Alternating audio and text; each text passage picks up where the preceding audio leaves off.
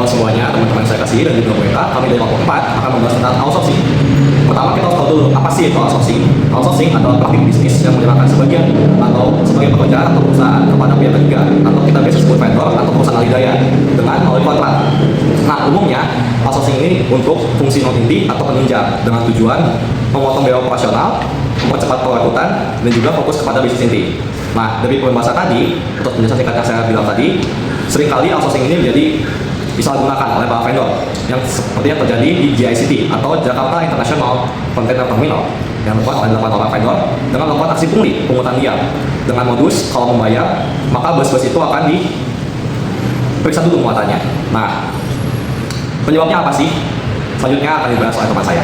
Dalam kasus pungutan liar GICT terdapat beberapa penyebab utamanya. Yang pertama, tindakan individu untuk mengambil keuntungan pribadi. Beberapa oknum pekerja outsourcing meminta uang kepada supir truk agar dapat batas pelayanan. Yang kedua, status pekerja sebagai tenaga outsourcing tidak seketat pengawasan seperti karyawan tetap sehingga menimbulkan adanya celah terjadi penyimpangan. Ketiga, adanya wewenang di lapangan seperti koordinator atau supervisor yang dimanfaatkan untuk mengatur prioritas yang resmi. Keempat, pengawasan pembinaan yang belum optimal sehingga perlu evaluasi dan perbaikan sistem kerja. Nah, jadi inti masalah itu adalah penyalahgunaan wewenang oleh oknum dan kurangnya pengawasan ketat yang terhadap tenaga kerja outsourcing. Sekarang saya akan menjelaskan apa dampak bagi perusahaan dan juga dampak bagi ketenaga kerjaannya. Dari kasus GICT, dampak bagi perusahaannya yang pasti yang pertama adalah reputasi perusahaan. Kasus pungli yang mana melibatkan pekerja outsourcing bisa merusak citra GICT sebagaimana dikenal pelabuhan yang profesional dan juga bersih. Dan praktik pungli ini sering menjadi sorotan media dan juga regulator yang mana kepercayaan pelanggan baik dari shipping lines, pengirim barang dan lain sebagainya bisa menurun. Lalu yang kedua, biaya pengawasan dan juga evaluasi. Setiap perusahaan harus melakukan evaluasi vendor yang mana membentuk sistem pengawasan yang lebih ketat dan juga menambah kebijakan seperti whistleblowing atau sarana pelaporan pelanggaran. Lalu, itu semua membutuhkan waktu dan juga biaya untuk pelatihan, monitoring, dan juga penegakan aturan. Lalu yang ketiga, operasional dan juga kepatuhan.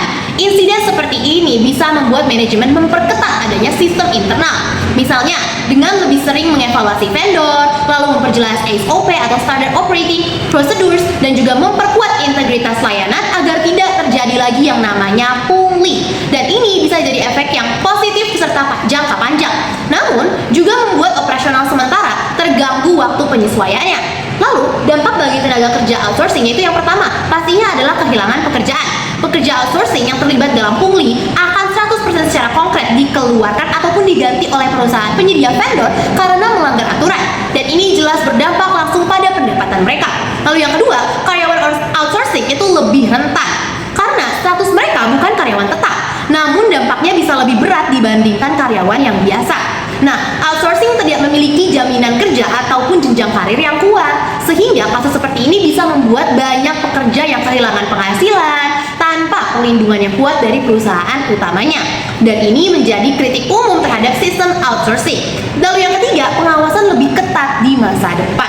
Setelah kasus seperti ini, pengawasan terhadap pekerja outsourcing akan diperketat baik oleh perusahaan maupun vendor. Nah, ini berarti bisa aturan kerjanya lebih ketat, lalu pelatihan etika, atau bahkan penilaian kinerja yang lebih sering. Nah, bagi yang patuh dan profesional, ini bisa jadi peluang positif untuk meningkatkan standar kerja mereka. Namun, bagi yang masih bermasalah, tekanan ini bisa menjadi hambatan. Oke, sekarang saya akan membahas bagaimana cara mengatasi pungli di permasalahan GICT. Yang pertama itu perkuat pengawasan internal. Pengawasan harus rutin dan secara konsisten, bukan hanya saat ada kasus. SOP harus benar-benar dijalankan. Kedua, ada sediakan sistem pelaporan yang aman. Whistleblowing system sangat penting agar pekerja dan pengguna jasa berani melapor tanpa ada tekanan. Ketiga, perketat pengelolaan vendor outsourcing. Vendor harus dipilih dan dievaluasi berdasarkan etika kerja dan rekam digital, bukan hanya harga. Keempat, berikan pembinaan dan tingkatkan kesejahteraan tenaga kerja. Pelatihan etika kerja dan kondisi ekonomi yang layak dapat mengurangi dorongan untuk melakukan pungli. Kelima, terapkan sanksi yang tegas dan adil. Setiap pelanggaran harus ditindak tanpa tebang pilih agar dapat menimbulkan efek jerak. Keenam, libatkan pihak eksternal. Kerja sama dengan regulator dan aparat penegak hukum membantu menjaga transparansi dan kepercayaan publik.